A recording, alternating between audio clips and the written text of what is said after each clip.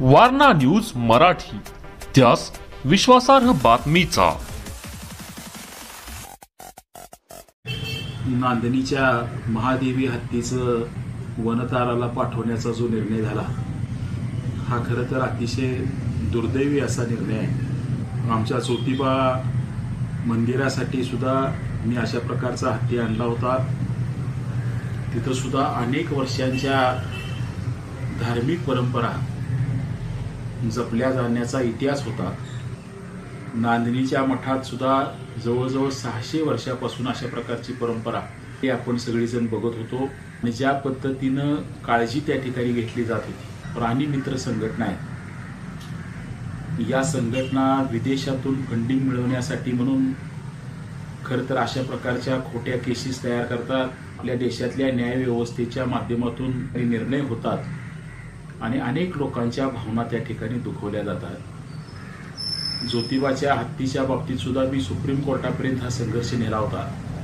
मला सुद्धा त्या ठिकाणी यश आलं नाही, पण प्रामुख्यानं आज नांदणीच्या हत्तीच्या निमित्तानं मी ह्या ठिकाणी सांगेन की ज्योतिबाचा आमचा हत्ती सुंदर त्याचं नाव होतं आणि तो हत्ती बन्नरघट्टा अभयारण्यामध्ये त्या ठिकाणी हलवण्याचा निर्णय झाला आणि लोकांना असं वाटतं की त्या ठिकाणी हत्ती पाठवला म्हणजे सगळं व्यवस्थित झालं। पुढच्या इतिहासाची कोण त्या ठिकाणी चर्चा करत नाही, काय घडलं याची माहिती समाजापर्यंत पोहोचत नाही। आणि मला दुर्दैवानं सांगावंसं लागेल की हा हत्ती बन्नरघट्टा अभयारण्यामध्ये गेल्यानंतर खरं तर तो हत्ती मानसिकदृष्ट्या इतका विचलित होता, तो इकडून जायला तयार नव्हता। त्याला नेताना सुद्धा बेशुद्ध करण्याचं इंजेक्शन देऊन त्या ठिकाणी न्यावं लागलं आणि तिथं गेल्यावर सुद्धा त्या हत्तीच्या हातून त्याची देखभाल करायसाठी जो माणूस होता तो मारला गेला। पण ही बातमी सुद्धा कुठं बाहेर त्या मंडळीने येऊ दिली नाही।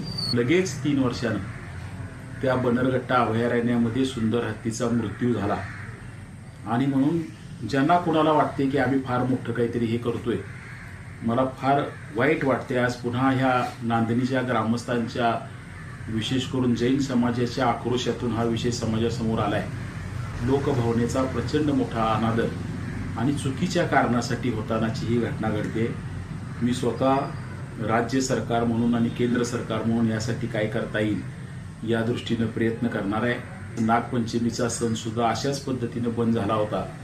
लोकभावनेचा आदर करत असताना परवानगी विशेष काही अटींच्यावर त्या ठिकाणी दिली गेली आणि असाच विचार उद्याच्या काळात ह्या सगळ्या बाबतीत सुद्धा ह्या प्रथा, परंपरा, लोकभावना चालू ठेवण्यासाठी झाला पाहिजे, अशासाठी मी प्रयत्न निश्चितपणानं करणार आहे। Subscribe now and press the bell icon. Never miss an update.